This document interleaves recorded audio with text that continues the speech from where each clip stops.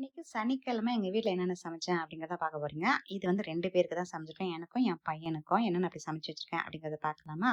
அதுக்கு முன்னாடி காய்கறியிலேருந்து ஸ்டார்ட் பண்றேன் நானு. வெஜிடபிள்ஸ்லாம் ஃபர்ஸ்ட் இந்த மாரி கட் பண்ணி வச்சிருக்கேன். கத்திரிக்காய், பாவக்காய்லாம் போட்டு ஒரு கார குழம்பு வச்சிடலாம் அப்படின்னு சொல்லிட்டு, இன்னும் 2 தொட்டுக்கையும் செய்ய போறேன். என்னென்னு செய்ய போறேங்க. அப்புறம் வடவத்த ஃபர்ஸ்ட் வந்து எண்ணெய் காஞ்சோனே போட்டுக்கணும். இது ஒரு கார குழம்பு. ஏற்கனவே நம்ம சேனல்ல நான் அத ஷேர் பண்ணியிருக்கேன்.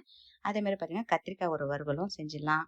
அதுக்கு அடுத்தது வந்து உருளைக்கிழங்கு வறுவலும் செய்யலான்ட்டு இப்போ ஒரு 11 மணி, 10:30 மணி, 11 மணிக்கெல்லாம் பார்த்தீங்கன்னா, நமக்கு காலையில சாப்பிட்டதுக்கு ஒரு பசி வரும் இல்லையா? சில பேர் 10 மணிக்கு சாப்பிடுவாங்க.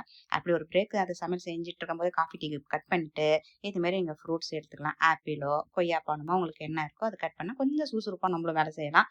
இப்ப கார குழம்பு சூப்பரா ரெடி ஆயிடுச்சு. அது மாரி கத்திரிக்காய் ரெடி ஆயிடுச்சு. உருளைக்கிழங்கு எல்லாம் ரெடி ஆயிடுச்சு. இத நீட்டா பாக்ஸ்ல போட்டுட்டு காட்டும்போது தானே சூப்பரா இருக்கும் பார்க்கறதுக்கு இல்லையா? அதெல்லாம் நீட்டா அரேஞ்ச் பண்ணியிருக்கேன். இன்னைக்கு எலக்ட்ரிக் குக்கர்லயே வந்து சாதத்த வச்சாச்சு. நான் புழுங்கல் அரிசி தான் பயன்படுத்துவேன். இதுல சாதம் இருக்கு.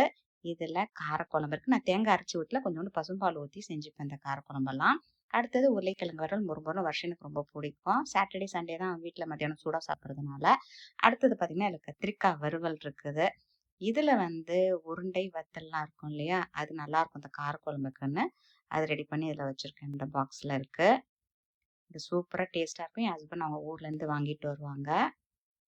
அடுத்தது பார்த்தீங்கன்னா, தயிர் தான்.